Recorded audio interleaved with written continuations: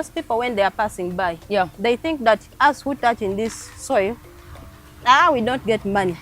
But I don't know that here, for us, we invest little and we get much. You get a lot more. Yeah. You can get a number of buds from the tree and make way more seedlings. Yeah. And then sell. Yeah. What drives the pricing of the trees? It can help the public understand this. The pricing of the tree depends On how long does the tree take to grow. And sometimes how much do we buy the seeds. Yes. That depends on the pricing. And the care that you have to give the tree. I see.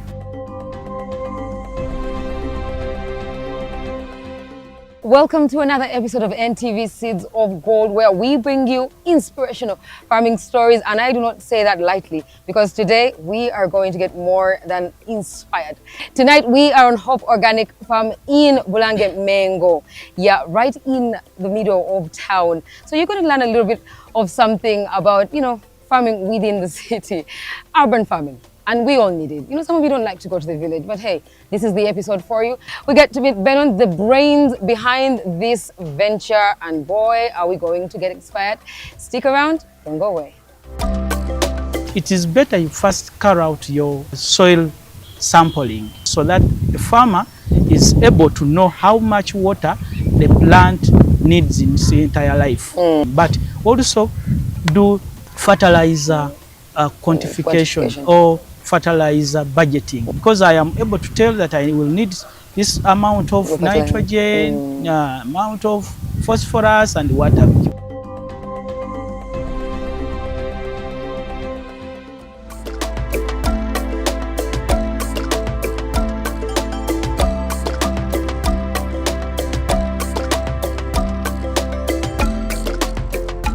Climate smart techniques, that is not something you often hear about in farming, but it's something we must hear more often in farming, because everybody has a role to play, in fixing the environment.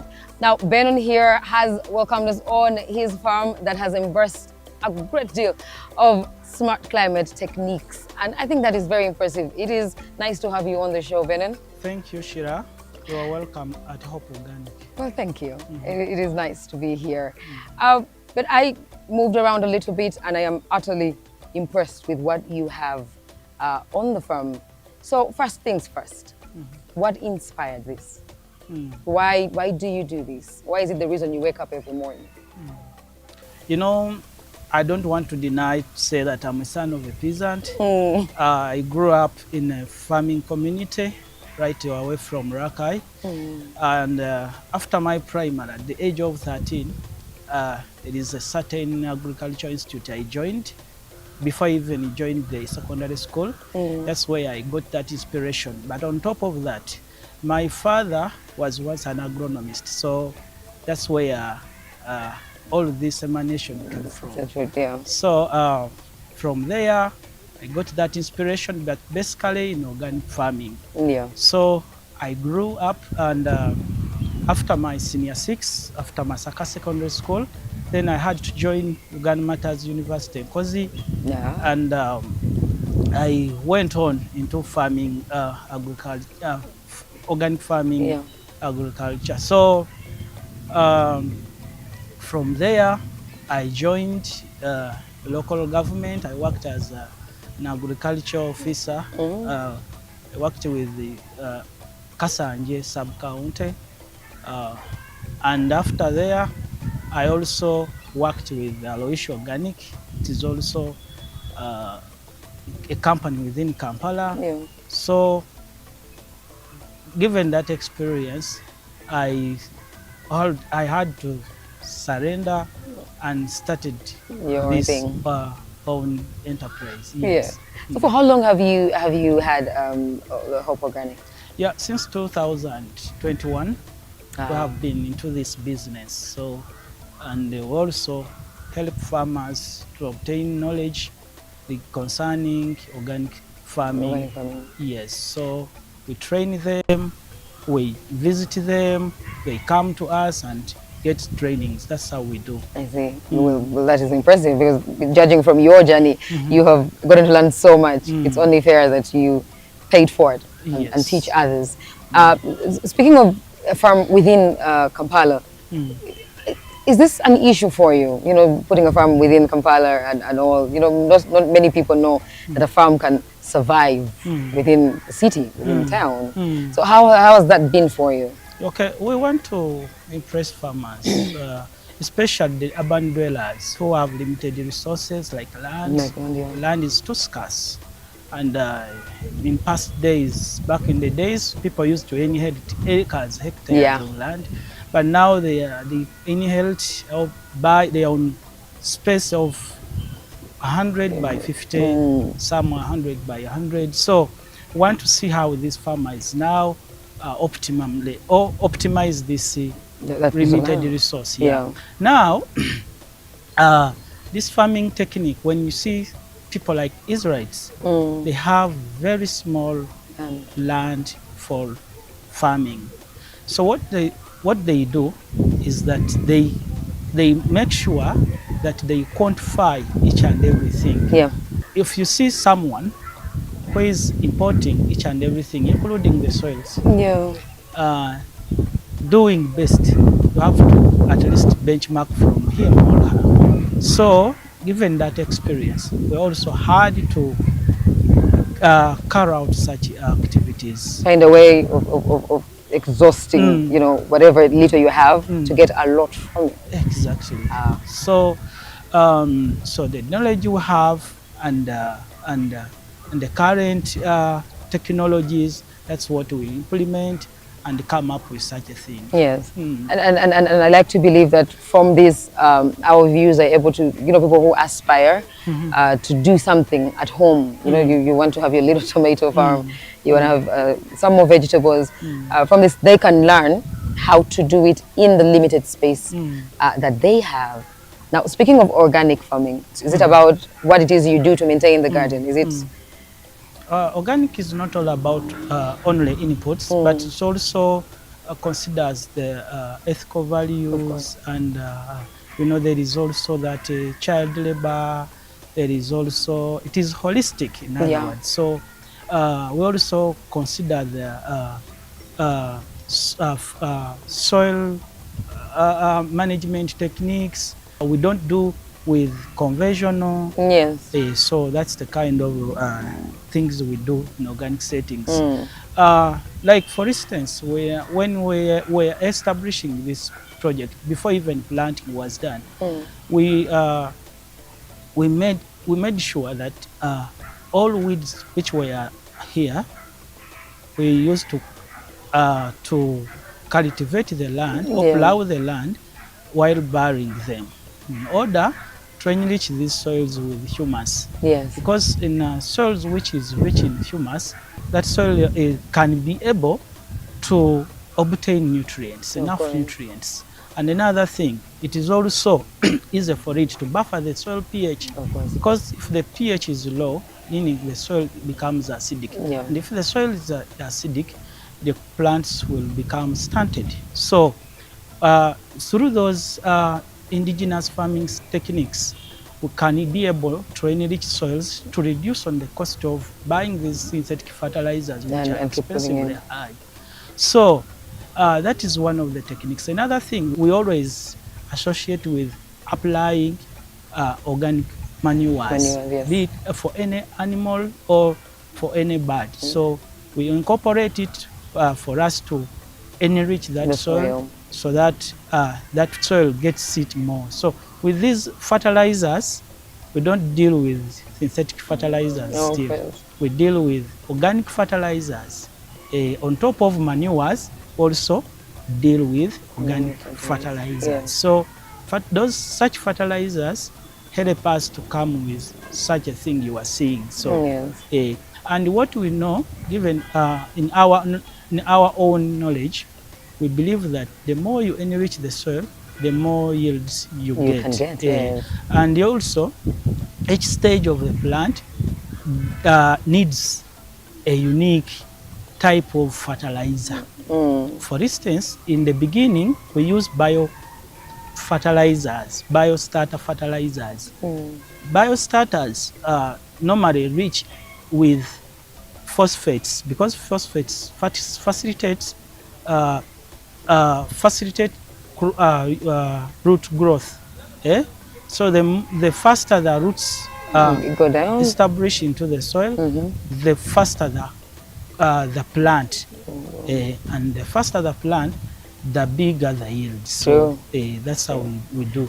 So at the initial stage, we apply phosphate-based fertilizers. When it comes to flowering, we apply nitrogenous, potassium, calcium-based fertilizers. Those three components. So by doing so, we make sure we are assured that this crop can thrive. Give best. you a bounty harvest. Well, we are just a few minutes into the show and we are already learning so much. We are going to take a very short commercial break, and when we come back, we will get a little bit more on the agronomic practices that can give you the greatest yield in the urban center.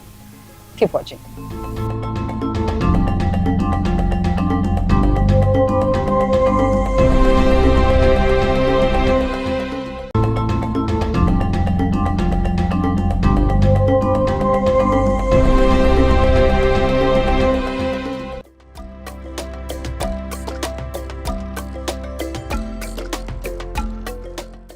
Welcome back to the show. I'm glad you're still watching. There is something quite impressive about this farm that you're about to learn about. So, Benon, your farm, from the moment someone walks in, there's something unique about it. But I'm sure you have your own take on the uniqueness of this farm. So do tell, what's unique about Hope Organic? Well, before even the plants are planted there are some unique activities we do. For instance, we plow this land. While plowing, we make sure that we don't throw away any weeds. So make sure that these weeds are buried into the soil. By burying them, they add in the component of humus. And the humus enriches the structure of the soil. When the structure is very good, the nutrients in the soil can be able to be there, twinkling there. Because if the soil lacks structure, the nutrients will just reach away, or they do that, what they call leaching. They go into deeper layers of the soil and the plants don't benefit. They don't get, especially these table crops, because they don't have deeper roots.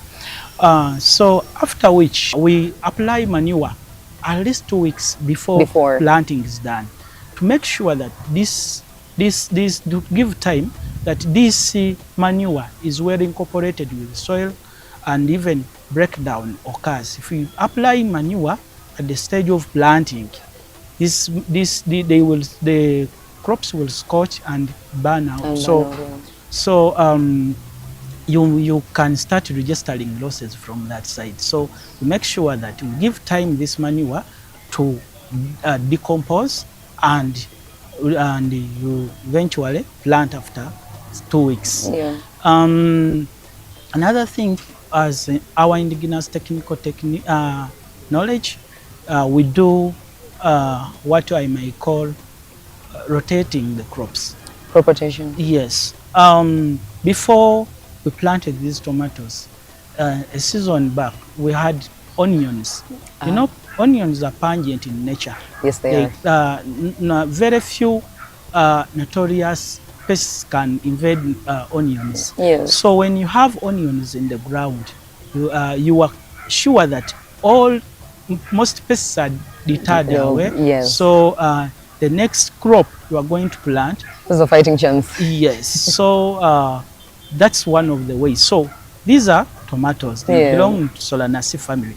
So things like crops like green pepper, bitter tomatoes, eggplants, nakati, and all those associated into that family. We cannot plant them here now next season. You need something that can fight. Yeah, we are now going to establish a passion fruit project. You know, it is in Pasiflora family. The other one is in a Solanaceae family. The other one was in an alliums family. The onions. So we make sure that we rotate.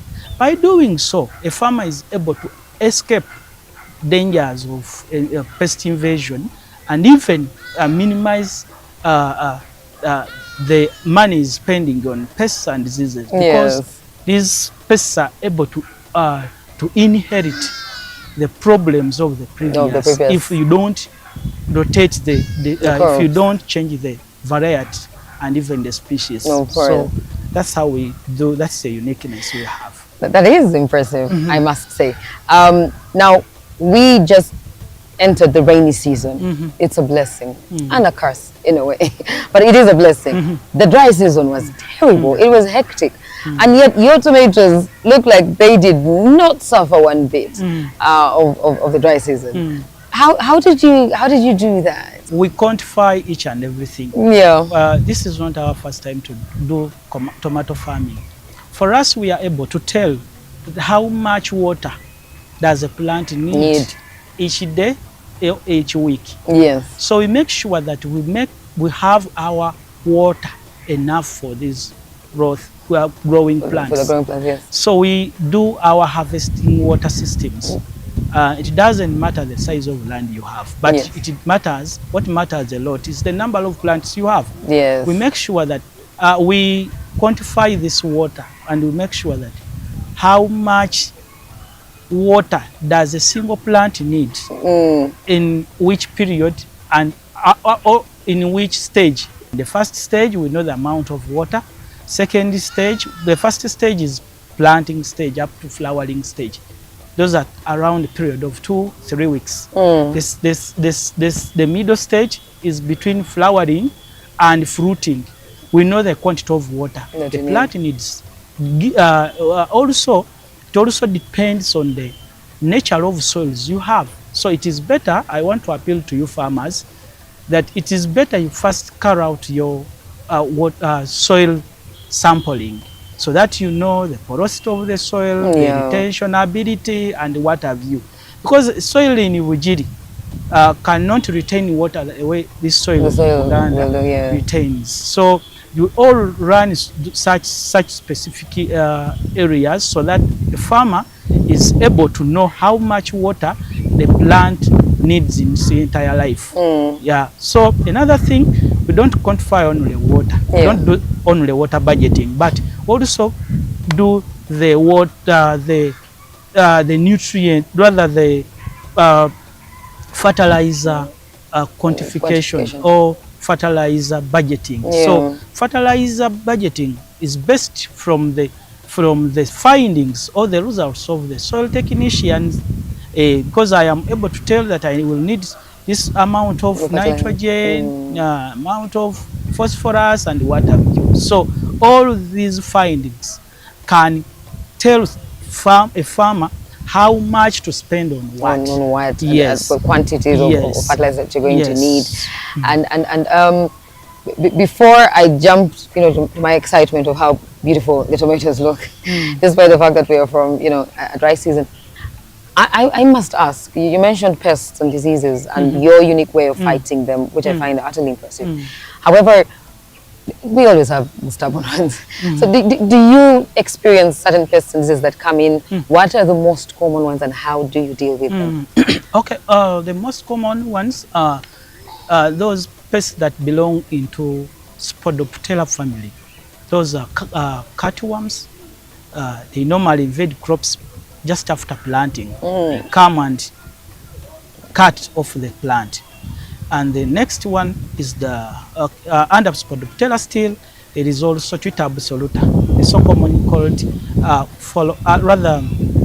the so-called tomato leaf miner. It is very notorious, and farmers have almost surrendered from growing tomatoes. But what we do about this is we apply integrated pest management systems, which are very unique. For instance, it is always better to assess the presence of the crop, and then you start applying which pesticide you have to deal with. It is very bad to just guess the type of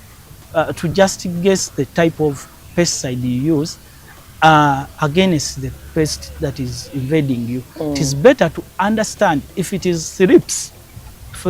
If the thrips the pesticide you use is different from the Twitter absoluta. Yeah. So then there are even pesticides which are not compatible with others. You know, farmers have that tendency of mixing. Up yet they hoping don't they'll know. be so effective.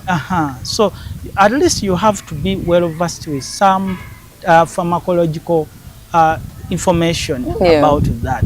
It's better you acquire knowledge to you ask how this pesticide is going to work on what. Yes. It's better you do that. It's the same applies to diseases. Different diseases have different fungicides. Yeah. Yes. Now, one of the things that gives us a bountiful harvest, where we see our yield and we're like, yeah, God is on my side this time, is how we choose to plant. So what are some of your planting techniques, the spacing, the windows within which and all that stuff? How have those, elevated your yield? Well, spacing is very key, but before you talk about the spacing, talk about even the variety. You have to source the best variety. This best variety also determines the spacing. What determines the variety in a particular place? The variety is hybrid Victor F1. Under this hybrid Victor, the spacing has to be 5 by 2. 5 from a line to a line, and from a plant to a plant is 2 feet. 5 feet by 2 feet. Yes. Why do we make 5? Because people who is there will see it as a very big space, but you look, it is very wide space when it is still at planting time. Yes. But when it comes to as the plant grows, yield comes in, it occupies that space. So it narrows up. We also need to leave spaces, because when you leave spaces, you have some objectives or intentions. First intention that is there is an outbreak of a disease like tomato blight. Tomato blight spreads like wildfire. Yeah. So by breaking the rate at which the speed, you have these spaces work as barriers. So it cannot spread like it the buys sometimes. Yes.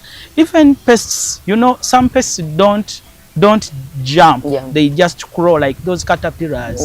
So the moment they touch the ground, they only want to move on the leaf stuff. So when they touch the soils, bare soils, they go back onto the what? Onto the other leaf. Yes. So they cannot cross over the other side. Another thing, we have to also to leave this space for air movement, saturation, what have you, so that these crops can have a microclimate environment for them not to suffocate, not fight for light. Phototropism with plants have to exist for them to thrive very well. So that's the reason why we leave such spaces. Again, in management, if you leave those plants to crawl on the ground, there are very many chances of destroying them by stepping on their shoots, by crushing them, by moving. You can easily break in, when you are spraying, when you are carrying out activities like weeding, when you are applying fertilizers. Another thing, these spaces also allow us to continue applying fertilizers. But the other thing, you apply it, you mulch, and you leave the plant. So that's the end. But here now you see, these plants can be applied even after harvesting. We are yet to harvest. These plants have now taken more than a month on them while ripe. Oh. Yeah, we haven't harvested them yet. But we are going to just harvest. The instance is when you put them on trellis, they are very the shelf life or the time they spent on that tomato tree is longer than those which are lying on the ground. Yes. So that's the added advantage Of that we are not afraid of the perishability of the crop, because that the tomatoes are raised. They don't attract moisture. They don't attract, because once they attract moisture, pathogens will come. Moisture with pathogens, they work together. So there are very many there are very many chances of a farmer not to get that pressure of marketing. Enyanya zange zivunda zigenda kuvunda kanzitunde mangu. So such stories are not in such arrangements. But you don't have to worry about it. All come about from the variety you choose. Hybrid Victor, it has to be the variety. Then the second, it has to come with these agronomical practices, the spacing, the type of fertilizers. You monitor for the pests and diseases and make sure you mitigate them very soon. And you mentioned something very important. Guys, you need to speak to the experts. Don't worry about how much money, because then you will lose more money if you don't speak to the experts, right? So much money. Yeah. Find Benon. He got you covered. He got you covered. Now, you mentioned something very important. Our show in itself is called Seeds of Gold. Sure. So we are telling people, you know what? You get that seed, oh, believe me, your pockets will be lined for life. Sure. So tell me about the markets. Tell me about return on investment. Because people worry about it, you know? Sure. People shouldn't worry on the market, because we know fluctuation occurs. Of course. But if you want to enter into such a venture, you make sure that if you were to run a project like this, for table crops especially, you have to target it in a dry spell. We are going to take a very short commercial break. I will give you a second for that to sink in, so you can come and invest in this. We'll be back, and then we can go through the garden so you can see what I have seen. You can appreciate what we have appreciated on this farm. And also when we return, you are able to plant this just right in your backyard or on your balcony, for those of you that decided apartments are bay. See you later. Please don't go away.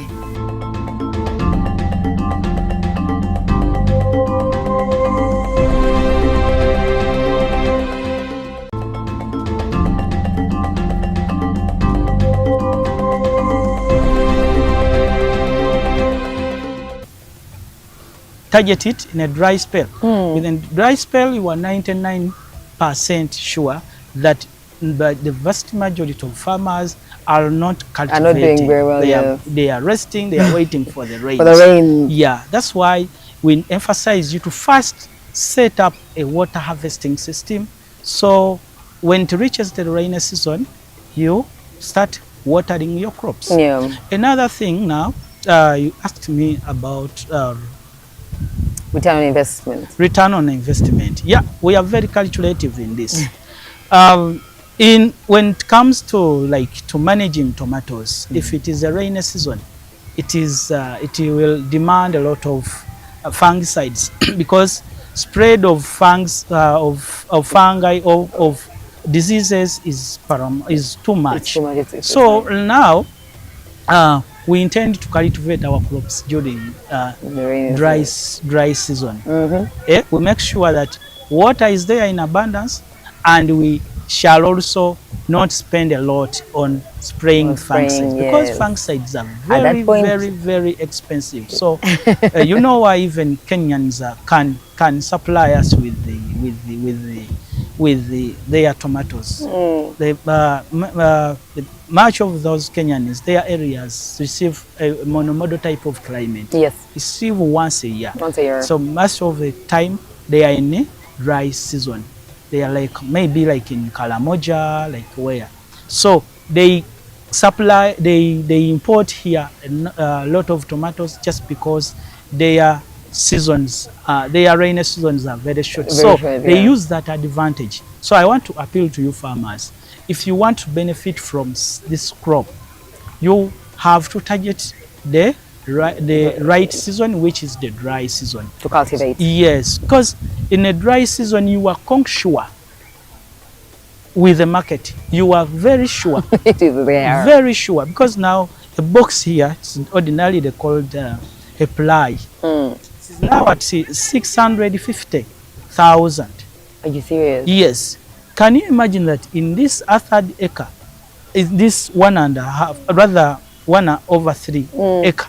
You need, because you need the 3 portions of this land to make an acre. Yeah. But we have just a third. Yeah. The first harvest, I'm going to invite you back. We are going to harvest the first harvest only. Yeah. We are going to harvest a minimum of 30 boxes. That, do you know how much I'm going to earn? So we want to tell farmers that this project can give you money, can make for you money in time of when you establish it in a dry season. Another thing is that we have also quantified these tomatoes. We make sure that this tomato doesn't exceed 3,740 shillings per plant. Yes. Yes. I hear you. I hear you. Because these are 1,470. This portion only, leave alone the other part. Yeah. This, now, you have to invest 3,000 in each plant, 3,740 shillings per plant. But how to break down that money, how to spend on what and when, yes. It matters a lot. That's why we appeal to you to consult, to always consult, because you have that money. But how to implement it, how to dispense it matters. The right way, and be sure. Yes. So return on investment, each plant must give you a minimum of 10,000 shillings. After putting in only 3,000, yes. Let me round it off, 3,800 shillings. Yes. It must give you a minimum of 10,000. Now can you imagine, if we have 100 plants, that's 1 million. If you have 1,000 plants, that's 10 million. If you have 3,000 plants, that's 30 million. So that's the bare minimum we can say. But still here, right now, this tomato plant can give you over 150 fruits. Mind you, nowadays, the tomato is now sold at 500 or maybe three fruits per 1,000. I know, right? So when you try to now to put it on a retail scale, you will find that each plant can give you over 30,000. So that's the better thing of doing this business in a dry spell. So muri 40, there is gold in this. Yes, yes, there is gold. I will give you a second for that to sink in, so you can come and invest.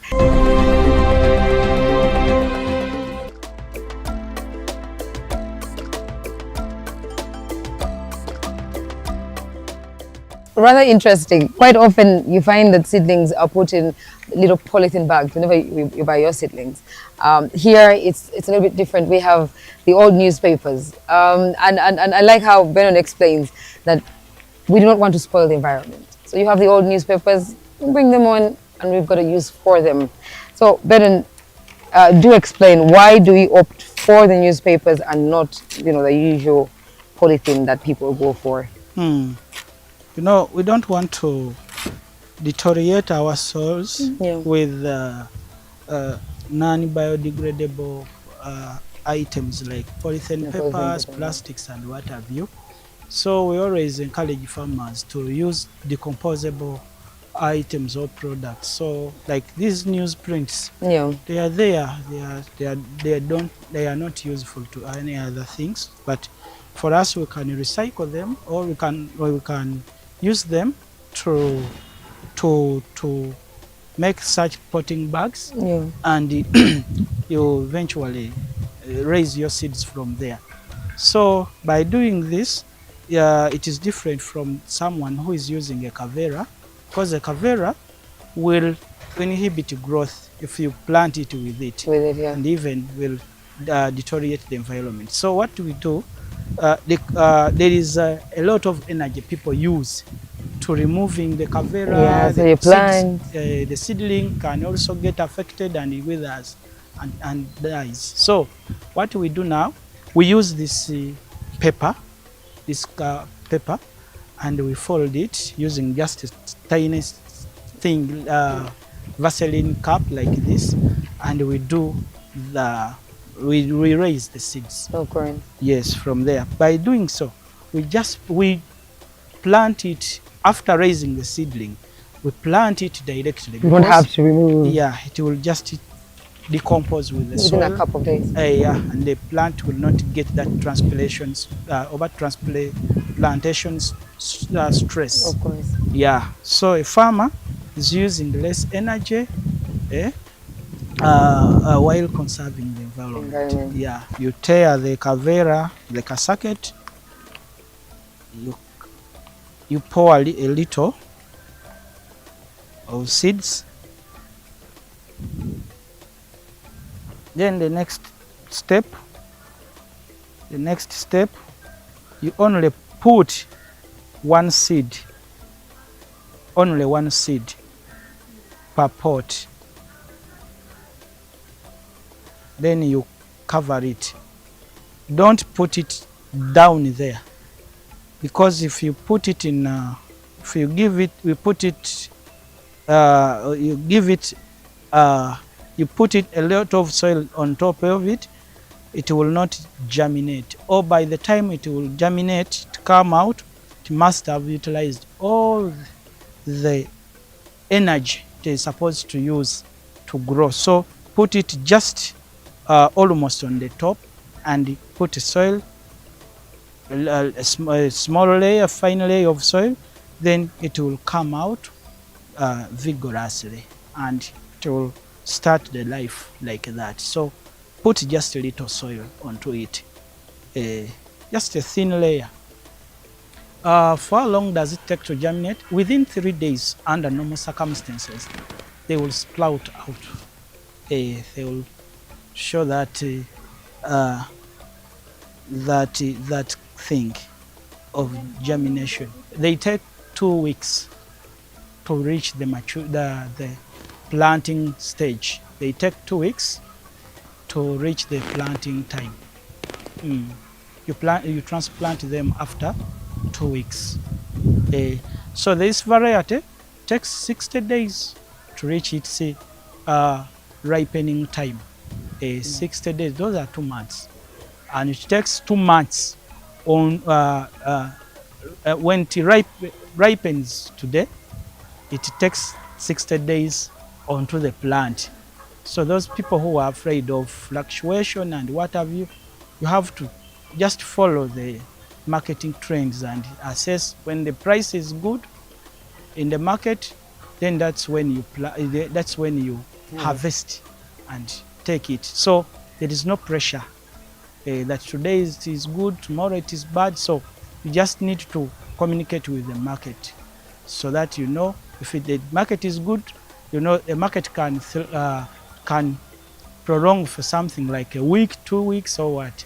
So it is better you raise these tomatoes on the trellis, and these tomatoes can extend their shelf life on the on the trees. If we wanted seedlings, can we get the seedlings from you? And if we can, how much can we get the seedlings? Yeah, not only distributing or giving seedlings to farmers, but we also accompany it with basic knowledge, because whoever comes here, for him all had to obtain or to get seedlings or seeds has to go through a short training of at least 30 minutes and goes and plants. Then after which we also leave you in our archives your contacts and address.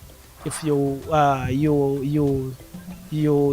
want us to visit you, we can come as per your appointment, or you come back to us and follow up. So that's why we are setting up such demonstration plots for you to come and first learn, come and first get that small skills, and you go. Amount of the price of seedling is uh, is determined by the number of plants you want to take. So those who take very many can get a seedling as low as 200 shillings. So those who take very many and those who take very little, we still also can still sit and negotiate on the what? On the prices. Well, I hear you. I hear you. Now, speaking of the seedlings, how are we able to keep them as healthy as you have kept yours? What are some of those practices to ensure that our seedlings are, doing really, really well? You know, these seedlings, since they are in their tender stage, most table crops, when they are in a nursery bed size or when they are still young, they are very palatable to most cutworms, as I told you earlier. So we normally have garlic oil. We normally spread garlic and even bicarbonate of soda. Not baking soda, but bicarbonate. Yeah, so those two elements are very good in suppressing or killing the what? The pests. So we normally use that. Or you can also use the neem-based pesticides because in organic settings we allow them. Yeah. And they'll ensure that the seedlings are all right and at par. Yes. Okay.